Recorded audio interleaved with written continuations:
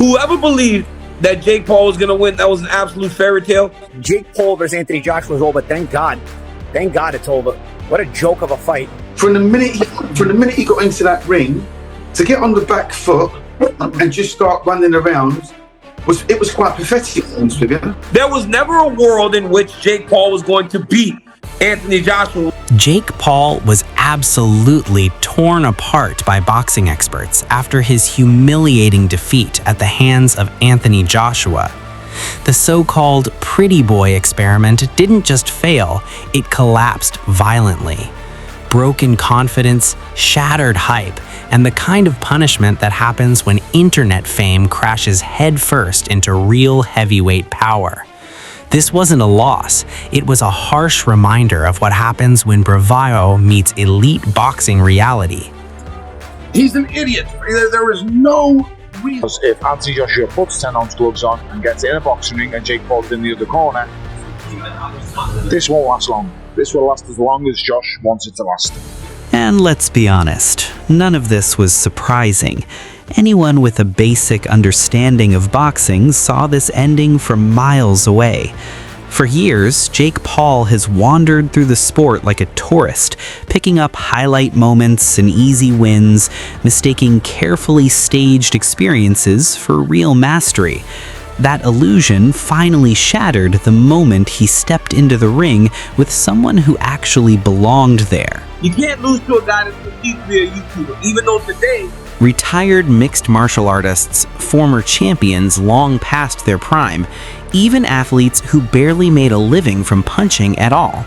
That was the pattern. Big hype, loud promotion, viral clips, carefully chosen opponents, and endless talk about changing boxing. It looked impressive on the surface, but it was always built on safe matchups rather than real risk. Jake Paul is concerned, because that's not boxing. He was just trying to survive. And when you try to survive in a fight, then the other guy can't knock you out because you're not looking to win. Then 2025 came, and suddenly Jake Paul was in the ring with Anthony Joshua, a former heavyweight champion, an Olympic gold medalist, and a fighter who's been through real battles. This wasn't a show anymore. It was a serious test against someone who had actually lived this sport. Dude's got balls. Dude's got balls standing there with AJ, who had been off, his chin is refreshed. He's ready to fight.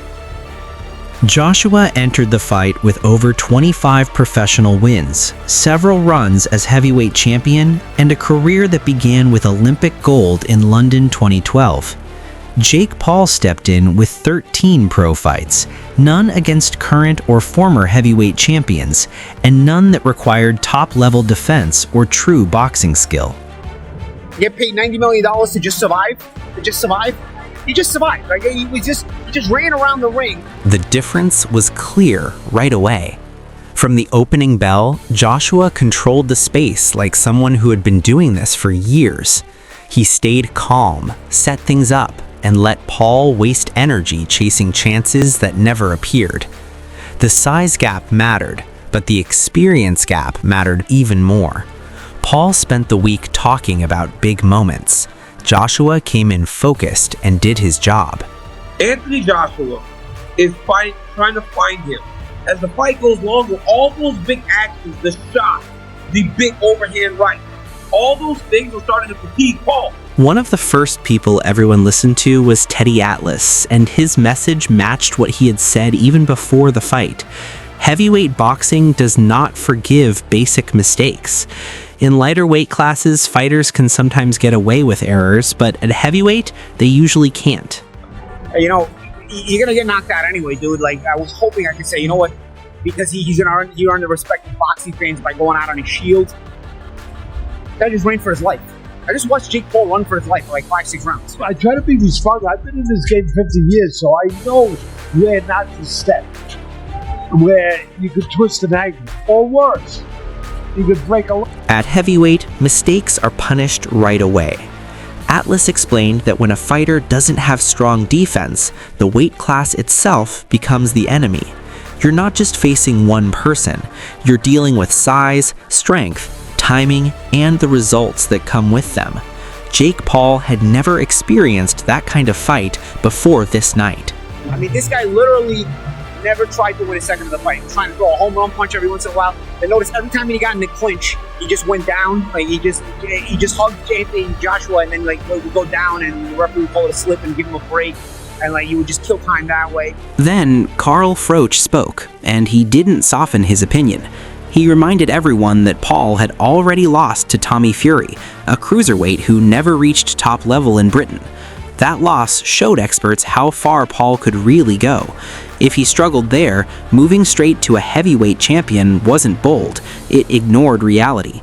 Froch stressed that boxing has levels for a reason.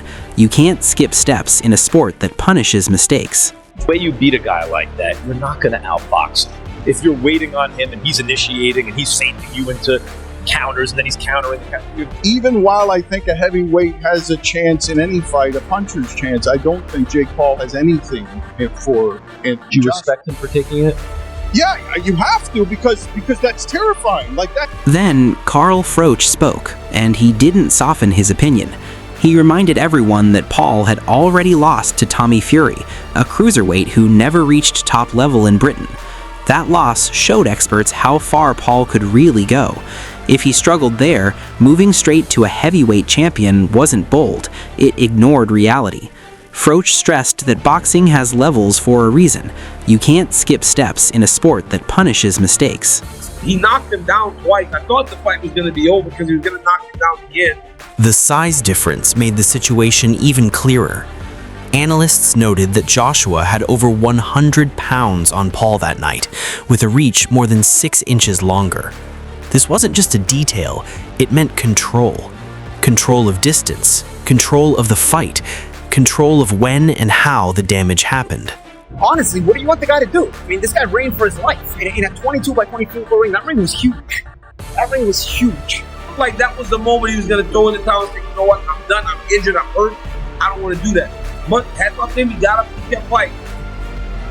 We get to the 6th round and you can just tell that it's over.